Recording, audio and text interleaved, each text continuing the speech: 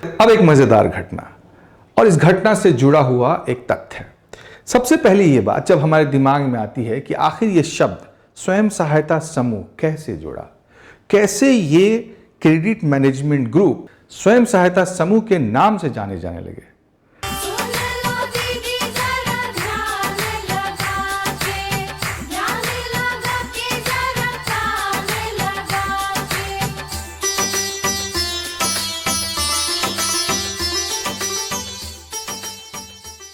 नमस्कार दोस्तों, तो आज फिर मैं आपके सामने ग्रामीण ज्ञान के साथ हाजिर हूँ। आज हम लोग एक बहुत ही रोचक मुद्दे पर बात करेंगे।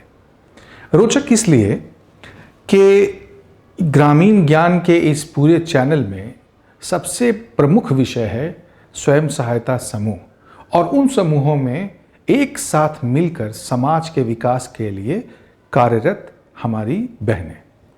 अब ये जो शब्द है स्वयं सहायता समूह, ये आपको हर गांव में सुनने को मिलेगा, हर एनजीओ के कार्यकर्ताओं द्वारा सुनने को मिलेगा, सरकारी विभागों के अधिकारियों द्वारा सुनने को मिलेगा। लेकिन एक जो मूल सवाल है कि आखिर स्वयं सहायता समूह का हमारे देश में इतिहास क्या है, इस इतिहास को आज हम समझेंगे, उस पर चर्चा करेंगे, उसको जानने का प्रयास करेंगे। अब ये जो स्वयं सहायता समूह का इतिहास है, इस इतिहास के बारे में आज हम बात करेंगे। लेकिन जब भी स्वयं सहायता समूह की बात होती है, बांग्लादेश का जिक्र भी होने लगता है। प्रोफेसर यूनुस के जो प्रयोग हैं उस पर भी चर्चा होने लगती है। लेकिन सबसे पहले हम ये जानने का प्रयास करेंगे कि स्वयं सहायता समूह और बांग्लादेश में जन्मे माइक्रो फाइनेंस या माइक्रो क्रेडिट की अवधारणा में अंतर क्या है। तो ऐसे समझते हैं, बांग्लादेश में 1973-74 में अकाल आया, और वो अकाल कहते हैं कि दुनिया के बड़े अकालों में से एक था, भयंकर अकालों में से एक अकाल था। वो लोग त्राहिमाम थे। ऐसी स्थिति में बांग्लादेश के अर्थशास्त्री प्रोफेसर मोहम्मद यूनुस एक गांव पहुंचते हैं। गांव का नाम है जोबरा। जोबरा पहुंचने के बाद वो वहां के लोगों से मिलते हैं, उनकी स्थिति को जानने का प्रयास करते हैं, और इसी क्रम में उनकी समझ ये बनती है कि वहां पर रहने वाले लोगों को अगर थोड़ा उधार दे दिया जाए तो ये अपनी गरीबी से ऊपर आ सकते हैं। अब वहाँ के लोगों ने ये इच्छा जाहिर की, और प्रोफेसर यूनुस ने 42 महिलाओं को अपनी जेब से उधार दे दिया। और आश्चर्यजनक बात यह हुई कि अकाल से ग्रसित वो 42 महिलाओं के परिवारों ने उस पैसे से कुछ रोजगार किए, जैसे कि बांस की टोकरी बनाना इत्यादि इत्यादि, और वो पैसा प्रोफेसर यूनुस को लौटा दिया।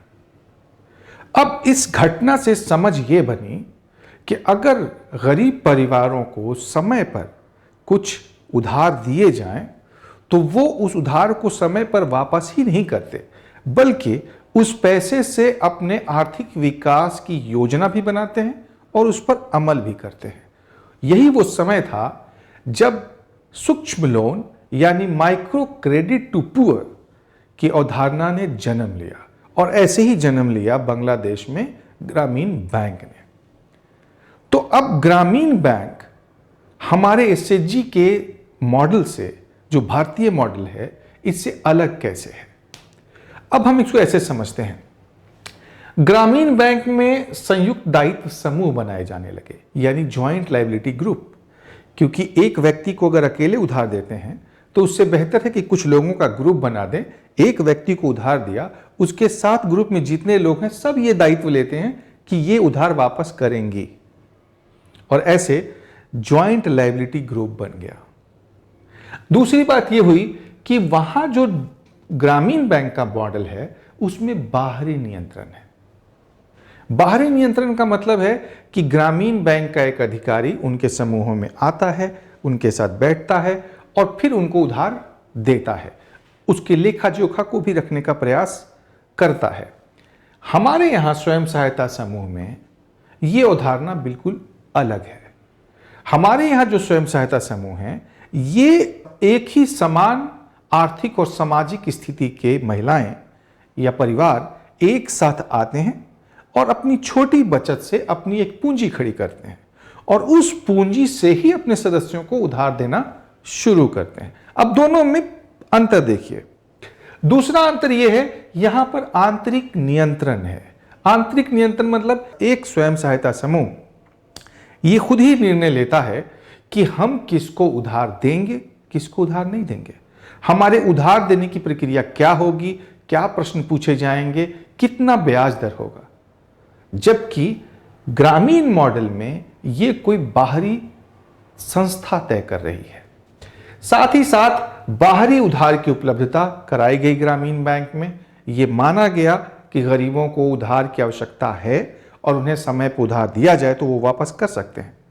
लेकिन एसएचजी के मॉडल में बाहरी उधार से पहले आंतरिक बचत से अपने सदस्यों को उधार देकर उनमें एक आर्थिक व्यवहार यानी फाइनेंशियल बिहेवियर को बेहतरीन बनाने की कोशिश की जाती है, उन्हें मजबूत करने की कोशिश की जाती है।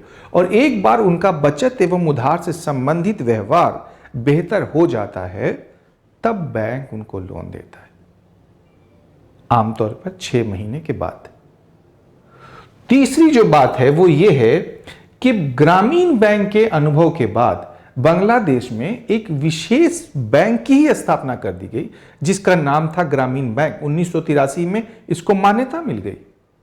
लेकिन हमारे देश में अलग से कोई बैंक जो महिलाओं को उधार देगा ऐसी अवधारणा पैदा नहीं हुई, बल्कि हमारे देश में नाबार्ड और आरबीआई के अथक प्रयास से यह कोशिश की गई कि जितने भी बैंक हैं जो शेड्यूल्ड बैंक हैं वो बैंक सीधे कैसे एसएचजी से जुड़े या यूं कहिए एसएचजी कैसे बैंक से जुड़े और उनको उधार दिया जा सके। ग्रामीण बैंक में इनिशियली आर्थिक सेवाएं पहुंचाना ही लक्ष्य था, लेकिन हमारे स्वयं सहायता समूह में सामाजिक विकास, सामाजिक कल्याण की अवधारणा को प्रमुखता से रखा गया।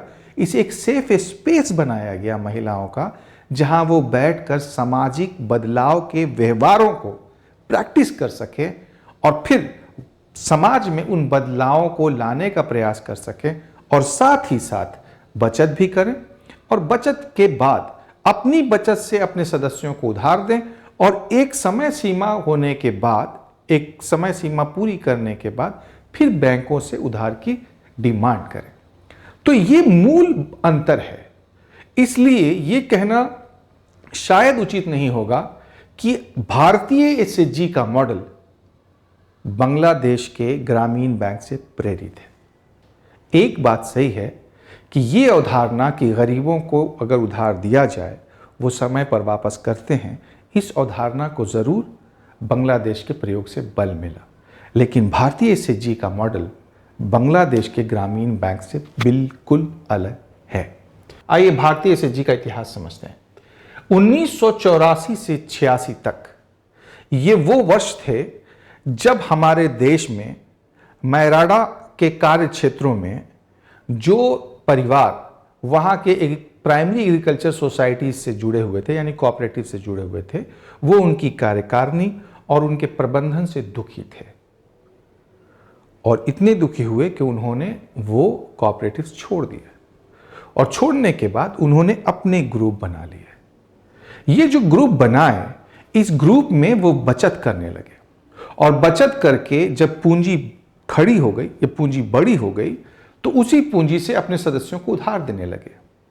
अब इस क्रम में मैराडा ने उनकी काफी सहायता की, उनके लिए ट्रेनिंग मॉड्यूल्स बनाए, उनके लिए लेखा जोखा के प्रबंधन और कैसे किया जाए वो चीज़ें उनको सिखाई।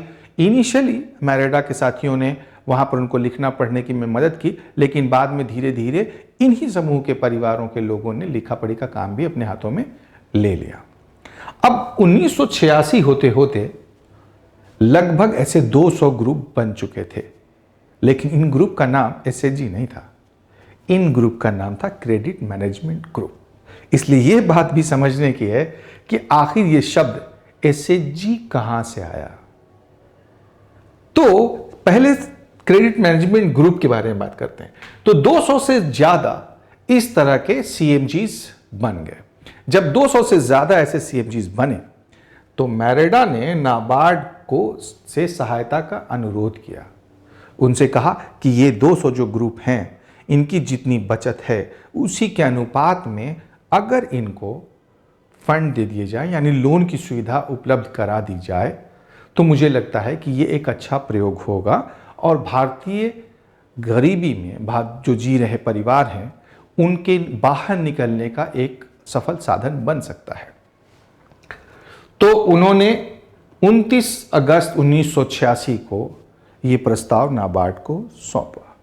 तो इस तरह से 84 और 86 के बीच में ये होने वाले घटनाक्रम रहे।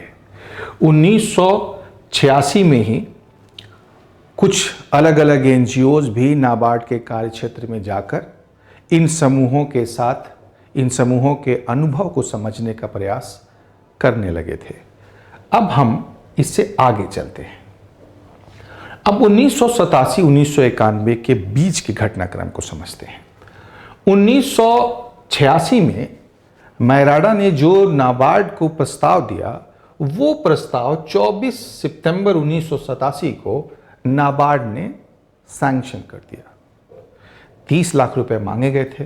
नाबार्ड ने 10 लाख रुपए की सीड मनी मैराडा को दी कि आप इन समूहों में इनके बचत के अनुपात में उधार की जो व्यवस्था है वो करें और इन समूहों में इसको आगे लेकर जाएं। अब एक मजेदार घटना, और इस घटना से जुड़ा हुआ एक तथ्य है। सबसे पहले ये बात जब हमारे दिमाग में आती है कि आखिर ये शब्द स्वयं सहायता समूह कैसे जुड़ा, कैसे ये क्रेडिट मैनेजमेंट ग्रुप स्वयं सहायता समूह के नाम से जाने जाने लगे। तो इस परिप्रेक्ष्य में मैराडा के उस समय के डायरेक्टर श्री AP फर्नांडिस बताते हैं कि उस समय PR नायक साहब नाबार्ड के चेयरमैन हुआ करते थे और उन्होंने ही एक मीटिंग में ये अनुरोध किया कि ये जो क्रेडिट मैनेजमेंट ग्रुप है इसका नाम बदलकर स्वयं सहायता समूह कर दिया जाए। और उसके बाद जो पत्राचार हुआ मैराडा और नाबार्ड के बीच में, उनमें क्रेडिट मैनेजमेंट ग्रुप के साथ साथ स्वयं सहायता समूह शब्द का उपयोग होने लगा और धीरे धीरे ये जो समूह थे क्रेडिट मैनेजमेंट ग्रुप, ये स्वयं सहायता समूह बन गए। और उसके बाद जितने भी समूह बने देश के अलग अलग हिस्सों में, उन्हें स्वयं सहायता समूह के नाम से ही बुलाया जाने लगा। अब 1990 में तमिलनाडु की सरकार ने इन अनुभवों को देखते हुए एक राज्य स्तरीय प्रोग्राम शुरू किया जिसमें स्वयं सहायता समूहों को बैंकों से जोड़ा जाना शामिल था। आज तक हम ये जानते हैं, या आमतौर पर प्रचलित बात यह है कि 92 के बाद बैंकों से जोड़ा जाने लगा है समूहों को, लेकिन आपको जानकर आश्चर्य होगा 1990 में ही तमिलनाडु सरकार ने यह कार्यक्रम शुरू कर दिया था, लेकिन नाबार्ड का उसमें बहुत सहयोग रहा था और नाबार्ड ने इस कार्यक्रम की संरचना बनाने, कॉन्सेप्चुलाइज करने में तमिलनाडु गवर्नमेंट की बहुत मदद की थी। उस समय इंडियन बैंक ने आगे बढ़कर समूहों को जोड़ने का काम शुरू किया था, लेकिन ये एक स्थानीय परिप्रेक्ष्य में ये घटनाएं घट रही थी। 1987 में ही प्रधान को ग्रामीण विकास मंत्रालय ने राजस्थान में इसी प्रकार के प्रयोग के लिए सहयोग किया। तो एक तरफ तमिलनाडु में जिस प्रकार के प्रयोग हो रहे थे, दूसरी तरफ प्रधान अब राजस्थान में विशेषकर अलवर के क्षेत्र में इस तरह के प्रयोग कर रहा था। प्रधान के प्रयोग से क्या समझ बनी, क्या सीख मिली, कैसे वो प्रयोग आगे बढ़ा, किस प्रकार से IRDP के अंतर्गत IRDP रिस्ट्रक्चरिंग और ग्रामीण मंत्रालय के सहयोग, प्रधान का सहयोग, SAG में किए गए उनके कार्य कैसे आगे चलकर SGSY तक पहुंचते हैं, इस पर हम अगले एपिसोड में बात करेंगे। अभी हम अपना ध्यान यहां केंद्रित करते हैं। तो 1987 में नाबार्ड ने सैंक्शन किया। 90 में तमिलनाडु में इस तरह के प्रोग्राम शुरू हो गए और उसके बाद आप देखेंगे 1992 में नाबार्ड ने इन सारे अनुभवों को जोड़ते हुए एक पायलट प्रोजेक्ट शुरू किया, SHG bank linkage pilot project. अब ये जो एसएचजी बैंक लिंकेज प्रोग्राम था, इसने एसएचजी की पूरी रूपरेखा और दिशा बदल दी। कैसे बदल दी? क्योंकि इन अनुभवों को बहुत तरीके से स्टडी किया गया, कमिटीज बनाई गई, उन कमिटीज ने अपने रिकमेंडेशन रखे और उन रिकमेंडेशन के आधार पर आप देखेंगे तो 500 समूहों को जोड़े जाने का लक्ष्य रखा गया पायलट प्रोजेक्ट में कि 500 समूह ऐसे बनाए जाएंगे, बैंकों से जोड़ा जाएगा। अच्छा, इसी क्रम में नाबार्ड द्वारा एसएचजी चयन हेतु 7 क्राइटेरिया के आधार पर बैंकों से जोड़े जाने का एक गाइडलाइन निकाला, जिसमें एसएचजीज किन किन परिस्थितियों में बैंक से जोड़े जा सकते हैं और बैंकर्स के लिए भी गाइडलाइन तैयार की। उसके बाद 4 जनवरी 1993 को आरबीआई ने सभी बैंकों को सर्कुलर जारी किया। 4 जनवरी 1993। ये मैं इसलिए बोल रहा हूं कि इससे पहले समूहों का खाता खोला जाना वैध नहीं था।